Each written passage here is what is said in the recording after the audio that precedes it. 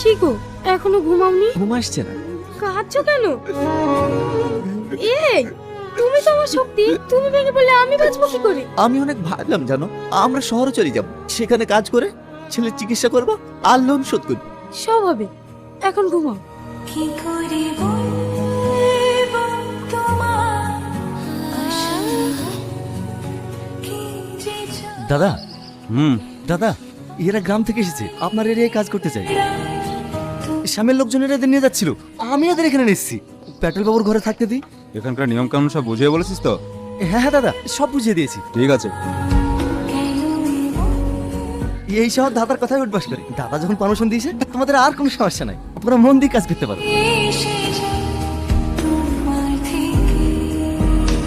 তুমি এসব মাল পেলে কোথায়?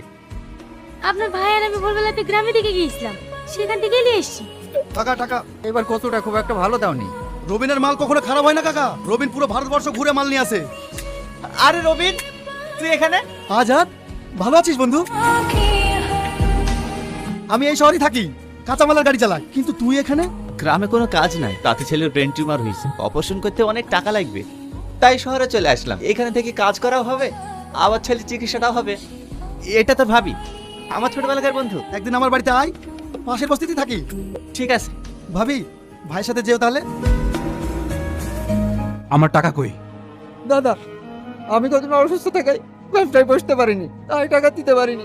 তুই একদিনের মধ্যে দিয়ে দেবো। আমার নাম যাদব। আমার কথা যারা বেখালাপি করে তারা খুব ভালো করে জানে তাদের সঙ্গে কি ঘটে। তোর মেয়েকে নিয়ে যাচ্ছি, টাকা দিয়ে শাড়ি নিয়ে আসিস।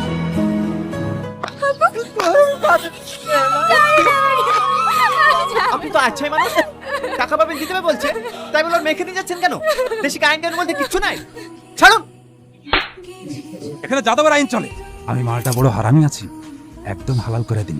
যা নিজের কাজ কর, যা। চলো, তুমি কেন এই ঝামেলার মধ্যে আসছো? বাবু, হ্যাঁ দাদা, এই ছেলেটাকে তুই আনিস না? তুই যে বলে এখানকার নিয়ম কানুন ওকে সব বুঝিয়ে দিয়েছি। আমাকে ক্ষমা করো দাদা, এরকম হলে আর কোনোদিন হবে না। তোকে একটা শেষ সুযোগ দিলাম, দুদিনের মধ্যে ওর বউটাকে তোল, না পারলে তোরে হালাল করে দিন। আমি যাবো না, আমাকে ছাড়েন, আমি যাবো না। আমার মেয়েকে ছেড়ে দাও।